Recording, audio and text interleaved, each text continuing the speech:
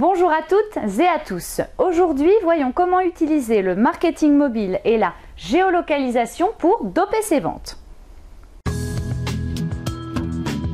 Il était une époque où la seule segmentation géographique que le marketing pouvait utiliser était le géomarketing postal. C'est-à-dire que les différenciations se limitaient à envoyer des offres commerciales ou prospectus différents suivant l'adresse postale des clients ou prospects. Grâce à l'avènement des smartphones, du marketing mobile et de la géolocalisation, on va aujourd'hui bien plus loin. On ne se limite plus au lieu de résidence du consommateur, mais on utilise désormais son positionnement géographique effectif, ce qui permet de lui proposer en temps réel des offres en fonction de là où il se trouve. Cette pratique permet de profiter du succès des smartphones et du fait qu'ils sont de plus en plus utilisés en situation d'achat. En effet, aujourd'hui, 55% des Français possèdent un smartphone. Parmi eux, nombreux sont ceux l'utilisant jusqu'au point de vente afin de s'informer, lire les avis avant d'acheter ou comparer les offres, pour 24% d'entre eux. Grâce à la géolocalisation, vous profitez de la notion d'immédiateté. Vous ciblez le client en fonction d'où il se trouve au moment T et donc le touchez encore plus directement. Elle vous permet d'augmenter la fidélisation de vos clients en leur envoyant par exemple des offres leur étant exclusivement réservées lorsqu'ils se trouvent à proximité ou sur le lieu de vente. Cette technique surfe sur une tendance très vendeuse de nos jours, les bonnes affaires. En effet, les actions de marketing mobile sont bien souvent orientées sur les réductions et offres promotionnelles. Enfin, elle a pour impact direct de drainer du trafic en boutique grâce à des offres géolocalisées envoyées sur mobile aux clients prospects à proximité du magasin. Divers outils peuvent être mis en place. Le géofencing, c'est-à-dire le ciblage publicitaire géolocalisé. Il s'agit de SMS ou de notifications push sur les applications. Ils sont envoyés aux clients prospects se trouvant à proximité du point de vente avec pour but de les faire entrer en magasin. La localisation géographique ou géolocalisation des visiteurs est réalisée grâce à leur réseau 3G ou à leur connexion sur le réseau Wi-Fi du point de vente ou éventuellement du centre commercial. En général, l'incitation à franchir la porte du point de vente est matérialisée par une réduction. En principe, pour des raisons éthiques et techniques, ce système ne fonctionne que sur des clients ou personnes possédant l'application mobile de l'enseigne ou ayant fourni leur numéro de mobile lors de la création de la carte de fidélité, par exemple. Dans tous les cas, cela ne peut s'appliquer qu'aux personnes ayant accepté d'être géolocalisées. Les campagnes mobiles variant suivant la position, comme par exemple les publicités Quick diffusées sur l'application de la chaîne Météo et dont l'encart met en avant un restaurant différent suivant la position de l'internaute.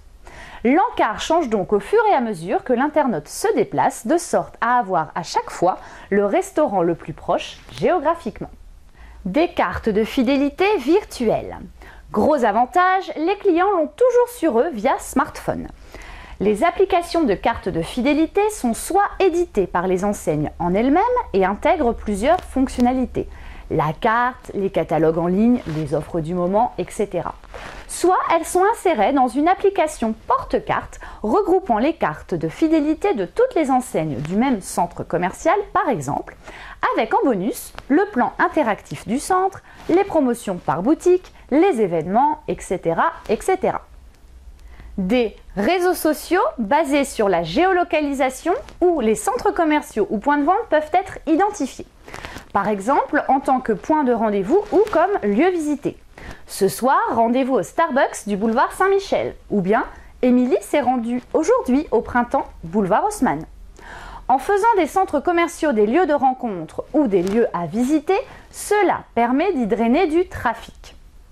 Les applications mobiles et données géolocalisées peuvent également être recueillies afin de fournir une meilleure connaissance des prospects ou clients, d'expliquer des comportements d'achat, de mieux cerner leurs préférences, etc. On peut par exemple tracer les boutiques visitées, les produits scannés sur des applications dédiées, etc., etc. Attention cependant à ne pas trop abuser du géofencing, le ciblage publicitaire géolocalisé, et notamment par SMS, car ce dernier peut être jugé intrusif et à la limite de l'espionnage.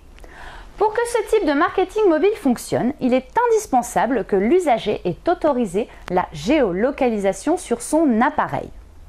Pour maximiser l'usage de ce dispositif, le mieux est d'inciter vos clients à installer l'application de votre enseigne grâce par exemple à des offres exclusives réservées aux possesseurs de l'application. En effet, cela simplifiera techniquement vos actions et leur donnera plus de légitimité. En effet, on se sent tout de suite moins agressé lorsqu'on reçoit une offre depuis une application que l'on a choisi d'installer plutôt que depuis un SMS que l'on n'a pas sollicité. Pour illustrer le thème de la géolocalisation, prenons l'exemple de l'entreprise Guy de Graine spécialisée dans les arts de la table. Cette dernière a en effet employé la géolocalisation et plus précisément le traçage digital afin d'accroître les performances de ses points de vente. Concrètement, elle a mis en place un dispositif géolocalisé qui permet de compter et de comparer le nombre de personnes passant devant le magasin et le nombre de visiteurs y entrant effectivement. Cela lui a permis d'ajuster les horaires d'ouverture de certains de ses magasins après avoir constaté que les horaires de grand passage se situaient hors des horaires d'ouverture. En parallèle, ce dispositif performant lui a permis de mieux connaître ses visiteurs et notamment de savoir s'ils venaient pour la première fois ou s'ils étaient déjà clients, s'ils avaient déjà visité un autre magasin de l'enseigne et même s'ils avaient déjà visité le site internet de l'entreprise. Une foule d'informations donc croisant réalité et virtualité. Voilà, c'est terminé pour aujourd'hui. N'oubliez pas, comme d'habitude, que cette vidéo est un tuto qui a pour but de vous initier à la démarche marketing et que par conséquent, il n'est pas complet.